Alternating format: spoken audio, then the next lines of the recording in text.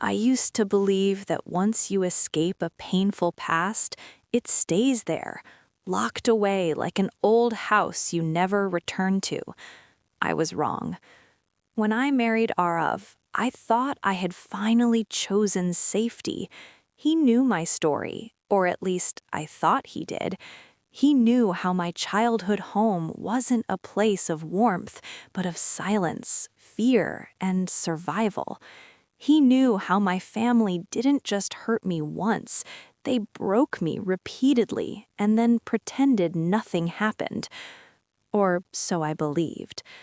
For years, I worked hard to heal. Therapy, boundaries, distance. I stopped answering calls from my parents. I blocked relatives who justified the abuse with words like, family sticks together. My sister Mira was the only exception. She had always played the role of the peacekeeper, the one who said, they didn't mean it like that, or they've changed. I never fully trusted her, but I kept her close anyway. That was my first mistake. Arav and I had a small, quiet wedding. No drama, no relatives from my side. Just peace. Or so I thought. 6 months into our marriage, Arav started acting different. He smiled more than usual, hid his phone screen when I walked by, whispered on calls, and ended them the moment I entered the room. When I asked him what was going on, he laughed and said, "Relax, it's a surprise. You deserve something special." That word, surprise, made my stomach tighten. I don't like surprises. Arav knew that. My trauma made unexpected events terrifying. Loud noises, sudden gatherings, unplanned visitors. My body reacted before my mind could. I reminded him gently, "You know surprises aren't easy for me." He kissed my forehead and said, "Trust me, this one will heal you." Heal me. That should have been my second warning. A week later, Mira started calling me more often, asking strange questions. Would you ever want to reconnect? Do you think people can really change? Would forgiveness bring you peace? Each question felt like a needle under my skin. I told her clearly, I don't want them in my life, ever. She sighed dramatically and said, "You're still holding on to so much anger." Anger. Not fear, not trauma. Anger. That's when I realized something was happening behind my back. One night, I woke up thirsty and went to the kitchen. Arav's phone buzzed on the counter. I wasn't trying to snoop, but the message preview lit up the screen. Mira. Everything's arranged. They'll be there. She has no idea. My heart started racing. They? Who was they? I stood there frozen as memories I worked years to bury clawed their way back into my chest. Raised voices, locked doors, blame disguised as love. I put the phone back exactly where it was and went back to bed beside a man who was planning something with my sister, something that involved the very people I had escaped to survive. That night, I didn't sleep, because for the first time since I left my past behind, I felt it walking quietly back toward me, through the people I trusted most. And I had no idea how bad the betrayal was about to get. I thought discovering the secret would prepare me, but I had no idea that the wedding surprise they planned wasn't just an event, it was a trap. After that night, everything felt staged. Every smile from Arav felt rehearsed. Every message from Mira felt calculated. I moved through my own home like a guest, careful not to disturb the lies being built around me. I didn't confront them, not yet.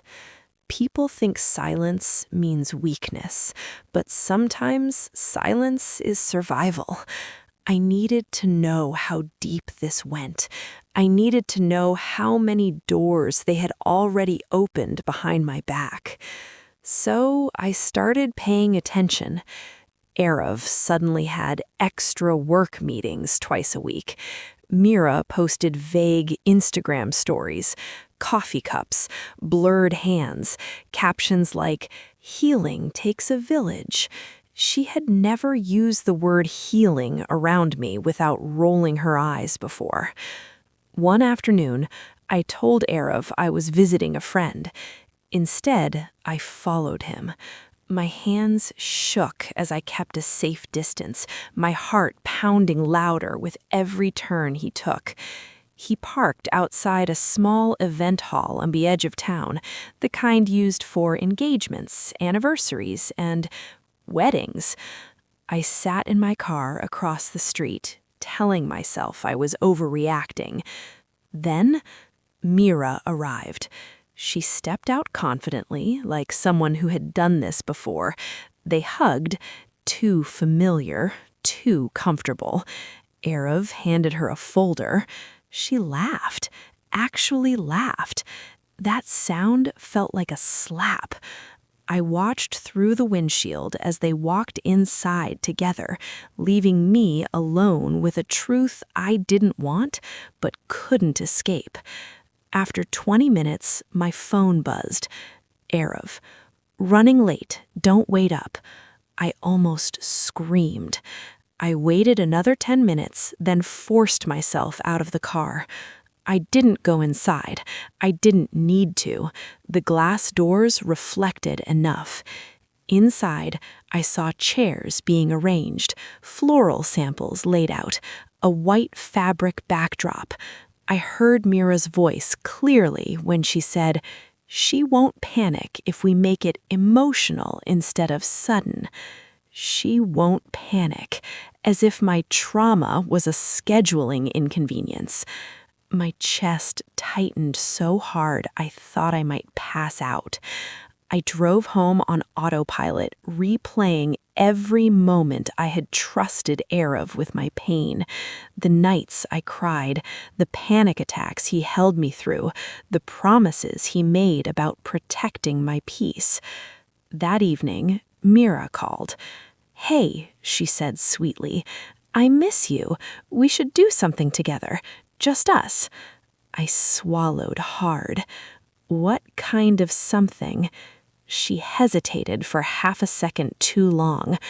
A celebration. For love. For closure. Closure.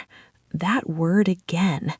I asked her directly, "Have you been talking to Erev a lot?" She laughed nervously. "Of course, he's my brother now." I wanted to ask her if sisters betrayed sisters too. Instead, I said nothing. That night, I searched Erev's laptop while he showered. I didn't feel guilty. Trust had already been broken. I was just confirming it. There it was, a shared folder titled Second Wedding Plan. Inside were guest lists. My hands went cold as I scrolled. My father's name, my mother's, uncles, aunts, cousins, people I hadn't seen since the night I left with nothing but a backpack and shaking hands. Next to their names were notes: surprise entrance, emotional reconciliation moment, let elders speak first. I closed the laptop slowly. They weren't inviting my family. They were staging my forgiveness. And the worst part? The man I married wasn't just ignoring my trauma. He was using it as part of the plan. I still hadn't confronted them, but what I discovered next would prove this wasn't just betrayal. It was manipulation dressed up as love. The days after I found the folder felt unreal, like I was acting in a play where everyone else knew the script except me. Erev became unusually attentive. He cooked dinner, brought flowers, held my hand longer than usual. Every kind gesture felt heavy now, like guilt wrapped in affection. I wondered how someone could look into my eyes and still plan to reopen wounds I nearly bled to death from. "Are you okay?" he asked one night, brushing my hair back gently. I nodded, forcing a smile. "Just tired. Tired of pretending. Tired of being managed instead of understood." Mira, on the other hand, turned spiritual. She sent me long messages about forgiveness, healing cycles, and how trauma loses power when confronted. She even quoted a therapist online, as if my years of actual therapy meant nothing. One message stood out. "Mira, sometimes the people who hurt us deserve a chance to apologize. Don't you want peace?" Peace. They kept using that word like a weapon. I stared at the screen and finally replied, "Peace doesn't come from ambushes." She didn't respond for hours. That silence told me everything. A few days later, Erev announced the surprise had a date. "Next Saturday," he said casually. "Wear something nice." My heart dropped. What kind of surprise needs a dress code? He laughed. "You overthink everything." No, I remembered everything. That night, I had a panic attack in the bathroom, silent, shaking, biting my lips so he wouldn't hear me cry. I looked at the reflection and barely recognized myself. I had escaped my family years ago, but now they were being invited back into my life like honored guests. By the man who promised to protect me, by the sister who claimed to love me. The next morning, I did something I never thought I would. I called my mother. Her voice hadn't changed, still sweet, still sharp underneath. "We're coming," she said before I could say anything else. "Your husband invited us. Such a good man." My stomach twisted. "He invited you?" "Of course. He said it's time to fix what you broke." I ended the call before she could say more. What I broke. That was when the truth became painfully clear. This wasn't about love or healing. This was about control, about rewriting history, about making me look dramatic, ungrateful, unforgiving, while they played the role of the reasonable ones. And Erev had chosen their side. 2 days before the event, I confronted him. "Are you inviting my family?" I asked calmly, my voice steady in a way that surprised even me. He froze for just a second. Then he sighed. "I wanted to tell you later." "Tell me what? That my trauma is inconvenient? That forgiveness should be forced?" "They're still your family. You can't erase blood." I laughed, sharp, broken. "Watch me." He reached for my hand. "You'll thank me one day." That was the moment something inside me died. Not loudly, not dramatically, quietly. I pulled my hand away and went to the bedroom. I didn't pack a bag. Not yet. Because if they thought they were planning a surprise for me, they had no idea I was planning one of my own. They believed I would freeze, cry, and surrender. But by the time the wedding surprise arrived, I was ready to do something none of them saw coming. Saturday arrived faster than I expected. The morning air felt heavy, like the world itself knew something was about to shatter. Arav was unusually cheerful, humming as he adjusted his cufflinks. He looked proud, excited even, as if he were about to present me with a gift instead of reopening scars I had spent years stitching closed. "Trust me," he said again while handing me a neatly wrapped box. "You'll understand everything today." Inside was a soft pastel dress, elegant, wedding appropriate. My hands trembled as I touched the fabric. They weren't just planning a gathering, they were recreating a wedding. I dressed slowly, every movement deliberate. I applied my makeup carefully, hiding the dark circles beneath my eyes. If they wanted a performance, I would give them one, but on my terms. The venue was the same hall I had seen from across the street. White flowers lined the entrance. Soft music played. It looked beautiful, harmless. That's how traps always look. As we walked inside, people turned to smile at me. Familiar faces. Some I recognized instantly. Others took a second, until memory rushed in like cold water. My aunt, who told me to stay quiet. My uncle, who said I was too sensitive.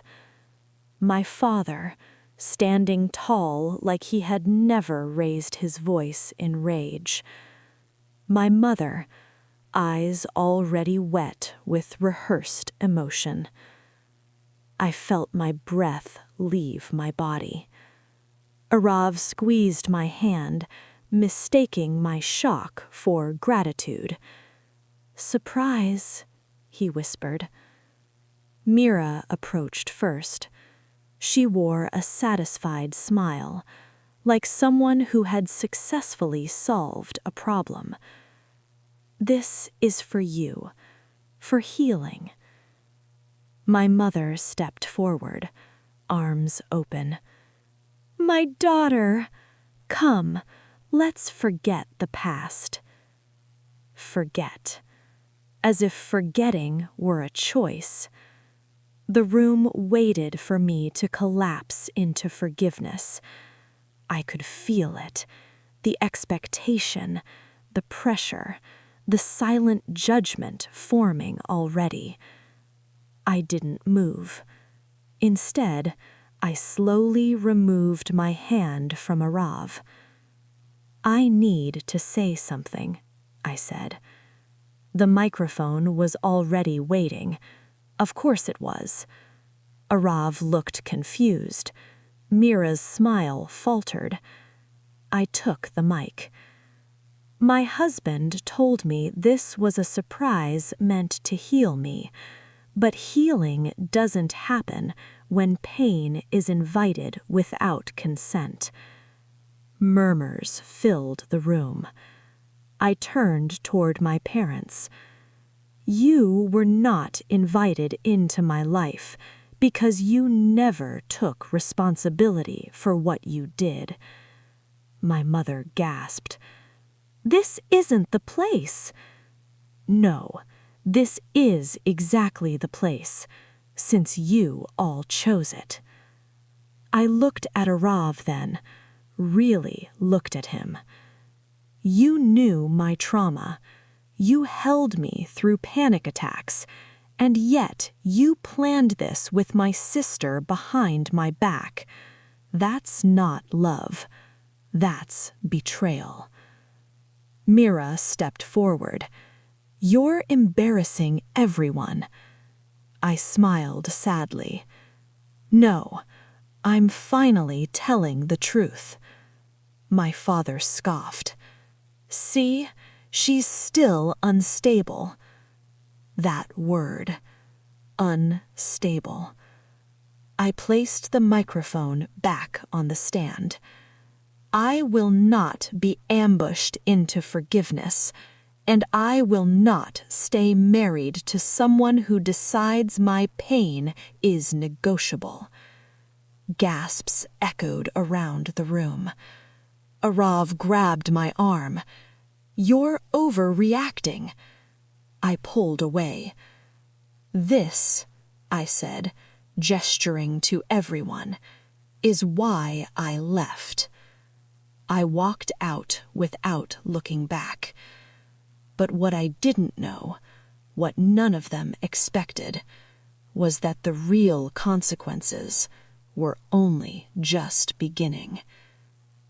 I thought walking out was the hardest part, but what awaited me outside would change the balance of power forever. The moment the doors closed behind me, my knees nearly gave out. I stood there, outside the hall, breathing in sharp, uneven gasps, my heart hammering like it was trying to escape my chest. Years of fear, obedience, and silence had just spilled out in front of everyone. I expected to feel broken. Instead, I felt clear. I wasn't alone. My phone vibrated in my hand, a message I had been waiting for. Ria, I'm here, across the street. Ria was my friend, my anchor, the one person who had walked with me through therapy appointments, court paperwork, and nights when I couldn't stop shaking. She knew everything, and unlike everyone inside that hall, she had believed me without conditions. I crossed the road and got into her car. The second the door shut, I broke down. Not quietly, not politely. Ria didn't say a word. She just held my hand and let me fall apart. After a few minutes, she said softly, "Are you ready?" I nodded. She handed me a folder. Inside were copies of documents I had spent months gathering in silence. Messages, emails, old medical reports, written statements from teachers and neighbors. Proof, not of one incident, but a pattern, a lifetime. Evidence I never thought I'd need again. "What are you going to do?" Ria asked. I looked back at the hall, where laughter and chaos were probably mixing with outrage now. I'm going to stop letting them control the narrative. While Arav and Mira were busy explaining my outburst, I did something they never expected. I sent an email. To Arav's parents, to close relatives, to the community elders who loved to lecture me about forgiveness. It was calm, factual, attached with evidence. Subject: why I left today. I didn't accuse, I didn't beg, I simply told the truth. And once the truth is shared, it doesn't belong to you anymore. My phone started buzzing almost immediately. Missed calls, messages. Arav, you humiliated me. Mira, how could you do this to family? Mother, you've ruined everything. Ruined everything. I smiled through tears. Good. That evening, Arav showed up at Ria's apartment. His face was red with anger. Not concern, not regret. You blindsided me. You could have handled this privately. Like you handled inviting my abusers privately? I replied. He opened his mouth, then closed it. They're saying things. People are asking questions. That's what happens when secrets come into the light, I said calmly.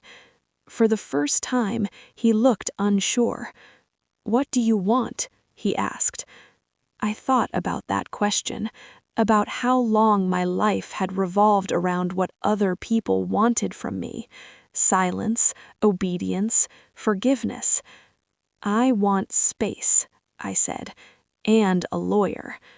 That's when fear finally crossed his face.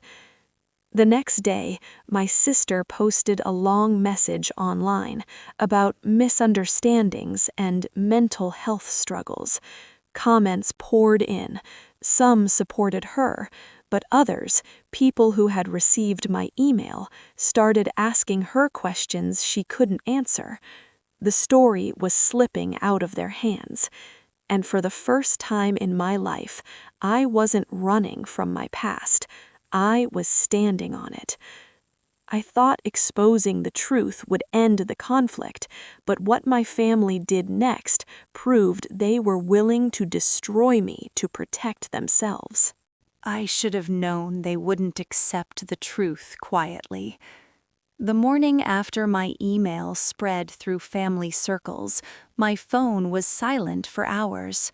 No angry messages, no accusations. That silence was more frightening than the chaos before it, because silence, in my family, always meant strategy. By afternoon, the posts started appearing. First, a vague one from my aunt. Some people confuse accountability with revenge. Then my cousin shared a story about how parents do their best and children exaggerate. By evening, Mira posted a long, carefully written message about how she had tried to save her sister from self-destruction and how trauma could distort memories. I stared at my screen, my hands cold. They weren't denying the abuse. They were rewriting me. Suddenly, I wasn't a survivor. I was unstable, dramatic, influenced, manipulative. The same labels they had used my entire childhood, now polished and broadcast publicly. Arav didn't defend me. That hurt more than everything else combined. When I confronted him, he said, "This is getting out of hand. You need to tell people you misunderstood things." Misunderstood? Years of fear reduced to a misunderstanding. "I won't lie to make you comfortable," I said. His voice hardened. "Then don't be surprised if people stop believing you." That was the moment I knew the marriage was over. Not because of the event, not because of my family, but because when the choice came down to truth or reputation, he chose reputation. 2 days later, a letter arrived at Ria's apartment, a legal notice, from my parents. They accused me of defamation. I laughed at first, a short, hollow sound. Then I cried until my chest ached. "They're trying to scare you, because fear worked before." She was right, but I wasn't the same person anymore. I forwarded the notice to my lawyer, someone I had already contacted quietly months before the surprise, someone who believed preparation was power. That evening, Arav came one last time. "I can fix this," he said.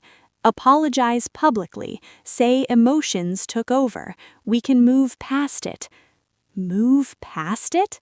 I looked at him and felt nothing. "You don't want to fix the harm. You want to erase the evidence." His face tightened. "You're choosing conflict." "No," I said softly. "I'm choosing myself." He left without another word. Over the next week, things got uglier. Relatives called Ria's phone demanding to speak to me. Old neighbors messaged me with concern that felt suspiciously like gossip. Someone leaked a cropped screenshot of my email online, out of context, stripped of attachments. But something unexpected happened too. People reached out privately. A cousin I barely knew, an old school friend, even one of Arav's relatives. They said things like, "I believe you. This happened to me too. Thank you for saying what no one else would." For every loud voice trying to silence me, there were quiet ones standing with me. That's when I understood this wasn't just about my family anymore. It was about breaking a pattern, and patterns don't break without resistance. I looked at the calendar that night. The court date was approaching, and for the first time I wasn't afraid of what they would say about me. I was curious how they would defend themselves when I stopped saying something. They thought the courtroom would finally silence me, but that was exactly where the truth was about to become permanent. The courtroom was nothing like I imagined. There were no dramatic speeches, no shouting, no moment where everyone suddenly realized I was right. It was quieter than that, and somehow heavier. Truth doesn't always arrive loudly. Sometimes it just sits there, undeniable. My parents sat across the room, stiff and offended, like they were the ones wronged. Mira avoided my eyes completely. Arav sat beside his lawyer, looking smaller than I remembered, less like the man who promised me safety and more like someone afraid of consequences. When it was my turn to speak, my hands trembled, but my voice didn't. I told my story without adjectives, without tears, without exaggeration.